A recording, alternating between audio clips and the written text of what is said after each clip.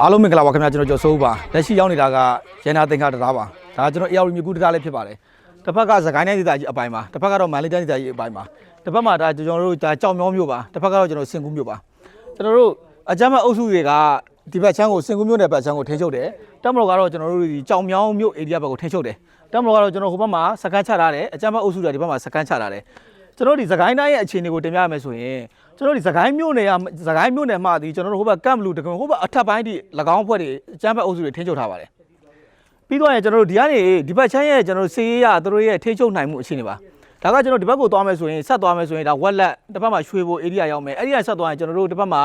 ာအရာတော်ဧရိယာရောက်မယ်အဲ့ဒီကဆက်သွားရင်ကျွန်တော်မုံရွာဧရိယာရောက်မယ်ဒို့မဟုတ်ကျွန်တော်တို့အဲ့မှာလမ်းခွဲတွေရှိတယ်မြစ်လက်ကျွန်းရွာရောက်တယ်အဲ့ဒီကဆက်သွားရင်ကျွန်တော်ရန်နဘိုရွာရောက်မယ်မြင်းချံရောက်မယ်ဒါမှမဟုတ်ကျွန်တော်ဒီဘက်ကနေဆက်တက်မယ်ဆိုပလဲရောက်မယ်ရင်းမာပင်ရောက်မယ်ကျွန်တော်အဲ့ဒီတကြုံကဆက်သွားမယ်ဆိုကျွန်တော်တို့ရခိုင်ဘက်ကိုပေါက်တယ်တစ်ဖက်မှာကျွန်တော်တို့ချင်းမိနယ်ဘက်ကိုပေါက်တယ်အဲ့ဒါကကျွန်တော်ဒီစေးရအရေးပါမှုပါအဲ့ဒီအရေးပါမှုမှာကျွန်တော်တကယ်ထိန်းချုပ်နာတကယ်ကိုကျွန်တော်တို့အရေးပါမှုရဲ့စေးရအရေးပါမှုရဲ့တစိမ့်တစ်ပိုင်းကဟော့ဒီဒရိုက်ပါဟော့ဒီဒရိုက်ပါကျွန်တော်အဲ့ဒီရဲ့စေးရအခြေအနေမှာဆိုရင်အကြမ်းမဲ့အုပ်စုတွေကဒီကြောင်မြောင်းမျိုးကွင်းကွင်းလေးကိုပဲသူတို့မထိန်းချုပ်နိုင်ခဲ့တာပါအဲ့ဒီရဲ့တကြောလုံးကျွန်တော်လမ်းပိုင်းအားလုံးကိုအကြမ်းမဲ့အုပ်စုတွေထိန်းချုပ်ပါတယ်လက်ရှိအကြမ်းမဲ့အုပ်စုတွေကျွန်တော်တို့ခွေးပြေးရတဲ့အချိန်မှာဆိုလဲသူတို့ဒီဘက်ချမ်းကိုပဲထိန်းချုပ်တာပါထိန်းချုပ်တာပါဒါကကျွန်တော်တို့လက်ရှိစီးရေးချင်းတွေပါအဲ့တော့အကြမ်းမဲ့အုပ်စုတွေကဒီစင်ကူးကနေသူတို့ပြေးကန်ဒီမှာဒီတရားကြီးကိုကျွန်တော်မိုက်ခွဲဖျက်ဆီးခဲ့တယ်မိုက်ခွဲဖျက်ဆီးခဲ့တယ်အဲ့တော့ကျွန်တော်တို့ဒီတရားကြီးရဲ့မြင်ကွင်းများဒီမှာကျွန်တော်တို့အောက်မှာဘယ်လောက်ထိပြုတ်ကျသွားလဲဆိုရင်ဒါကျွန်တော်တို့ဒီမန္တလေးတိုင်းဒေသကြီးအပတ်ချမ်းကတော်တော်လေးပြုတ်ကျသွားတယ်ဒီညမှာတစ်ချက်ပြုတ်ကျတယ်ကျွန်တော်ရှေ့မှာတစ်ချက်ပြုတ်ကျတယ်ရှေ့မှာဆိုရင်ကျွန်တော်တရားရဲ့ခြေစင်းမှာဆိုရင်ဒီဘန်ကာတို့အကြမ်းမဲ့အုပ်စုတွေခိုင်ခံမမောက်ဆောက်ထားတယ်မှာကျွန်တော်ဘယ်လောက်နှမျိုးဖို့ကောင်းလဲဟောဒီပိုင်ဆိုင်မှုတွေကခင်ဗျားတို့ကျွန်တော်တို့ရဲ့ပိုင်ဆိုင်မှုတွေပါဗျခင်ဗျားတို့ရဲ့ပိုင်ဆိုင်မှုတွေကျွန်တော်တို့ရဲ့ပိုင်ဆိုင်မှုတွေဒါကကျွန်တော်တို့ရဲ့အကျိုးစီးပွားပဲဗျဒီနေရာမှာခင်ဗျားတို့လည်းသုံးတယ်ကျွန်တော်လည်းသုံးတယ်ဒါအကြမ်းဖက်အုပ်စုတွေရဲ့လက်ချက်ကြောင့်ကျွန်တော်တရားပြိုကျပျက်စီးခဲ့ရပြီအဲ့တော့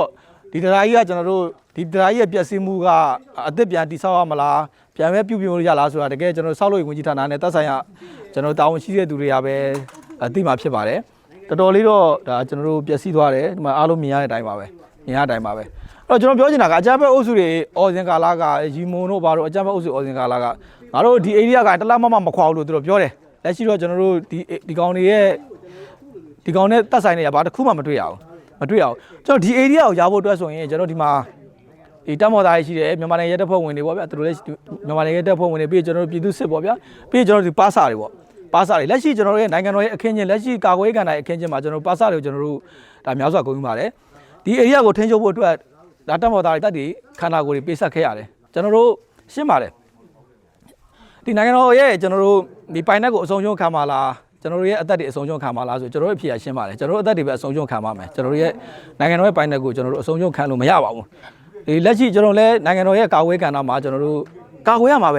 ဲကျွန်တော်တို့ရဲ့အချုပ်အခြာအာဏာကျွန်တော်တို့ရဲ့နိုင်ငံတော်ရဲ့ပိုင်နက်ကိုကျွန်တော်တို့ကိုယ်တိုင်ကာကွယ်ရမှာဖြစ်တယ်လားအကြမ်းဖက်အုပ်စုတွေရုံးမှရိုင်းဆိုင်မှုကျွန်တော်ဒါကတက်မတော်တိဆောက်ခဲ့တဲ့တရားဗျကျွန်တော်တို့အကြမ်းဖက်အုပ်စုတွေတိဆောက်ခဲ့တဲ့တရားခင်ဗျာဘာတရားမှမရှိဘူးရှင်းလေးပဲဒီမှာကြည့်လိုက်ဘယ်လောက်နှမျိုးကိုကောင်းလဲဗျာဘယ်လောက်နှမျိုးကိုကောင်းလဲအဲ့တော့ဒါတရားကြီးရဲ့အခြေအနေဗျာကျွန်တော်တို့ရှေ့မှာကျွန်တော်တို့တရားကြီးရဲ့အတက်ပေါ့ဗျာအတက်မှာလည်းအကြမ်းဖက်အုပ်စုတွေမိုင်းခွဲဖျက်ဆီးတဲ့နေရာကိုကျွန်တော်ဆက်ပြီးရိုက်ကူးတင်ပြပေးမယ်ပြီးရင်ကျွန်တော်တို့တရားခြေစင်းမှာကျွန်တော်ရိုက်ကူးတင်ပြပေးမယ်အကြမ်းဖက်အုပ်စုတွေရဲ့ရုံးမှရိုင်းဆိုင်မှုဒီဟာတွေကဒီပိုင်ဆိုင်မှုတွေကခင်ဗျားတို့ကြုတ်တဲ့ပိုင်ဆိုင်မှုတွေဗျဒါခင်ဗျားတို့ကြားလို့တဲ့ပိုင်ဆိုင်မှုတွေအဲ့တော့ကျွန်တော်တို့လည်းဒါတက်မော်သားတွေရဲ့ကျွန်တော်တို့ပေးဆက်မှုတွေကျွန်တော်တို့အသိမှတ်ပြုတယ်ဂုဏ်ယူတယ်စိတ်မကောင်းလည်းဖြစ်ရတယ်ကျွန်တော်တို့ဒါထပ်ပြီးရောက်တာကစင်ကူးပတ်ချမ်းပါဒါဒီမှာဆိုရင်ကျွန်တော်တို့စိုးဝါပျက်စီးနေတာတွေ့ရတယ်ပြီးရင်ကျွန်တော်ဝါယာကျိုးတွေတွေ့ရတယ်ဒါတော့သူတို့ဟိုမိုင်းခွဲစင်ကာလာမှာအသုံးပြုခဲ့တဲ့ကျိုးတဲလွန်စားတွေဖြစ်ပါတယ်သူတို့ကဒီတရားကြီးကိုမိုင်းခွဲဖို့အတွက်ကျွန်တော်တို့ကြောက်ရွှေရှာတယ်မျိုးသူတို့ကလွန်ထိုးပြီးတော့မိုင်းခွဲဖျက်ဆီးခဲ့တာဖြစ်ပါတယ်တော်တော်ကြီးကိုစိုးဝါပဲကျွန်တော်ဒီမှာတန်ပေါင်းတွေပါပြတ်ထွက်တယ်ဆိုရင်ဒီရဲ့ပြင်းအားကိုကျွန်တော်တို့တွက်ဆနိုင်မှာဖြစ်ပါတယ်တော်တော်ကြီးပျက်စီးသွားပြီဗျာကျွန်တော်တို့ဒီမှာတရားတိုင်နေဆိုလဲခင်ဗျာအပေါက်ပြဲနေတယ်မှာပြိုကျတဲ့နေရာတွေပြီးရင်မှာကျွန်တော်တန်ပေါင်းတော့ကိုးရဗျာဒါဆိုရင်ကျွန်တော်ဒီရဲ့မိုင်းပြင်းအားကိုကျွန်တော်ခံမှန်းလို့ရပါတယ်ဒါတော့တို့မိုင်းခွဲစဉ်ကာလမှာအသုံးပြုခဲ့တဲ့ကျွန်တော်တို့ဒီမှာကျိုးတွေဒီမှာဝါကျိုးတွေတောက်လျှောက်တွေ့ရတယ်ဒီမှာပထီအိုးအဆုပ်ပြက်တွေတွေ့ရတယ်ပေါ့အဓိကတို့မိုင်းခွဲတဲ့အခါမှာအသုံးပြုခဲ့တာအဲ့တော့ကျွန်တော်အကြမ်းဖက်အုပ်စုတွေဒီဘက်ကိုရောက်လာတာခင်ဗျားတို့ဒေသကိုဖျက်ဆီးဘူးလားဒါပဲအကြမ်းဖက်အုပ်စုကခင်ဗျားတိုင်းပြည်ကိုဖျက်ဆီးဖို့ပဲဒီကောင်တိဆောက်ခဲ့တာဘာတစ်ခုမှမရှိဘူးဒီကောင်တိဆောက်ခဲ့တာခင်ဗျားတို့သေးပေါက်ဖို့အိမ်နာတစ်လုံးတော့မရှိဘူးဒီမှာခင်ဗျားဖျက်ဆီးသွားတယ်ခင်ဗျာတိုင်းပြည်ရဲ့ဆုံးရှုံးသွားတဲ့ဘဏ္ဍာငွေမနေဘူးပဲခင်ဗျားကြည့်လိုက်အလားတူပါပဲခင်ဗျားတို့ရဲ့ဒီအသက်ရှင်ရပ်တည်ခွင့်မှာဆုံးရှုံးတာခင်ဗျားတို့ဘာနဲ့ကူးကြမှာလဲဟိုဘက်ကိုဇက်နဲ့ကူးမှာလားခင်ဗျာအရင်တော့ဆိုခင်ဗျာဆိုင်ကိန်းတော့ကွီးဆိုဟိုဘက်ကိုင်းဒီဘက်ကခဏလေးပဲဗျ ဒီမှာအကြမ်းဖက်အုပ်စုတွေရဲ့ခင်ဗျာဒီနိုင်ပိုင်းတွင်ဖြတ်စည်းမှုကြောင့်ခင်ဗျာအကုန်လုံးကြိုးကြည့်ကြသွားတာဒါပဲပြောခင်ဗျာအကြမ်းဖက်အုပ်စုကတိုင်းပြည်တိဆောက်ခဲ့တာမဟုတ်ဘူးဗျအကြမ်းဖက်အုပ်စုဆိုခင်ဗျာဒီအဖွဲ့တွေအားလုံးခင်ဗျာတိုင်းပြည်တိဆောက်တာဘာတခုမှမရှိဘူးတိုင်းပြည်ဖြတ်စည်းခဲ့တာကြီးပဲဗျဖြတ်စည်းခဲ့တာပဲအဲ့တော့ကျွန်တော်တို့ထပ်ပြီးတင်ပြချင်တာကဒီနေရာတွေကျွန်တော်တို့ရဖို့အတွက်တက်မော့သားတွေမြန်မာနိုင်ငံရဲတပ်ဖွဲ့ပြည်သူ့စစ်တပ်တွေသွေးတွေချွေးတွေပေးဆက်ခဲ့ရတယ်သွေးနဲ့ရင်းပြီးမှရခဲ့တဲ့နေရာတွေဗျဒါပဲခင်ဗျသွေးနဲ့ရင်းမှရခဲ့တဲ့နေရာတွေဒီနားမှာကျွန်တော်တက်မော့သားတွေဘယ်လောက်ဒီပေးဆက်ခဲ့ရလဲဒါဆိုဒီမှာရှိခဲ့တဲ့တိုက်ပွဲဝင်ခဲ့တဲ့တက်မော့သားတွေအကုန်အတိဆုံးပဲဗျအတိဆုံးပဲကျွန်တော်တို့ရှင်းတယ်ဗျအကြမ်းဖက်အုပ်စုရဲ့အလောင်းတွေကျွန်တော်တို့အရာမြေထဲမှာရေးစားကျွေးရမှာဗျဒါအရှိတရားပဲဒါကျွန်တော်တို့အမုန်းအာဃာတစိတ်နဲ့ပြောရတာမဟုတ်ဘူးဗျဒီလိုမရှင်းလို့မရဘူးဗျအဲ့တော့ခင်ဗျားတို့ဒီအကြမ်းဖက်အုပ်စုတွေနဲ့မသေးချင်းမင်းတို့လက်နက်ကိုစွန့်လက်နက်စွန့်ပြီးမရောက်တဲ့နေရာမှာရောက်အောင်ရှင်းတန်းအလုံးမမဟုတ်တက်မော့တဲ့လက်နက်နဲ့အလင်းဝင်မဟုတ်ရင်တော့မင်းတို့ချိန်မုံချင်းခံရမှာပဲလာလိုက်မယ်အဲ့ဒီဟိုဘက်မှာဂွင်ဟိုဘက်ဂွင်တွေလာလိုက်မယ်အဲ့မှာစကိုင်းတိုင်း area မှာခင်ဗျားတို့တောင်းကျမ်းနေတဲ့ area တွေခင်ဗျားအဲ့ခင်ဗျားတို့တက်မော့တစ်ချိန်ရရှင်းလိုက်မယ်အချိန်တစ်ခုပေါ့ဗျာနော်အဲ့တက်မော့ချစ်တဲ့သူတွေနိုင်ငံသားအနေနဲ့ကျွန်တော်တို့အချိန်တစ်ခုမှာတော့တက်မော့အဲ့ဒီ area ကိုကျွန်တော်ပိုင်နိုင်နဲ့ဆောင်းရပါလိမ့်မယ်အချိန်တော့စောင့်ပေးပါလာတော့ပဲကျွန်တော်တို့တိုင်းပြည်အတွက်ဒီလိုအပ်တဲ့အချိန်ဖြစ်တဲ့နိုင်ငံတော်အတွက်လိုအပ်တဲ့အချိန်ဖြစ်တဲ့ခင်ဗျားတို့တိုင်းပြည်ကျွန်တော်တို့တည်ငြိမ်အေးချမ်းရေးအတွက်ပြီးရင်ကျွန်တော်တို့ဆက်ဆောင်ပြည်သူတွေနေရပြန်နိုင်အတွက်အရေးကြီးတာကကျွန်တော်တို့ရွေးကောက်ပွဲပါဒါကြောင့်ရွေးကောက်ပွဲလည်းမဲပေးကြပါအသိကိုအရေးကြီးပါတယ်ကျွန်တော်လက်တန်းနေတဲ့တိုင်းပြည်ကိုအတူတူကတည်ဆောက်ကြမယ်တက်မလို့လည်းကျွန်တော်တို့သူရဲ့ကာကွယ်ကဏ္ဍမှာဆောင်းရစရာဆက်ပြီးဆောင်းနေပါပဲတက်မလို့စဉ်ဆက်မပြတ်ဆောင်းနေပါပဲတည်ဆောက်မယ်ကျွန်တော်တို့တည်ဆောက်ရေးလုပ်ငန်းတွေလုပ်မယ်ပြီးရင်တိုင်းပြည်ပြန်လည်ထူထောင်ရေးလုပ်ငန်းတွေလုပ်မယ်တက်မလို့သူရဲ့လုပ်ငန်းစဉ်အရာလုပ်ငန်းစဉ်ဆက်ဆောင်းနေပါပဲကျွန်တော်တို့ကလည်းနိုင်ငံသားတယောက်ရဲ့တာဝန်ရကျွန်တော်မဲပေးဖို့လိုတယ်မဲပေးကြပါမဲပေးကြဖြင့်ဒါကျွန်တော်ရဲ့တိုင်းပြည်ကိုကျွန်တော်အတူတူကတိဆောက်တာပဲခင်ဗျားတို့အကြမ်းဖက်အုပ်စုတွေခင်ဗျားတို့ယုံမုန်းဆိုကျွန်တော်လည်းယုံတယ်ဗျ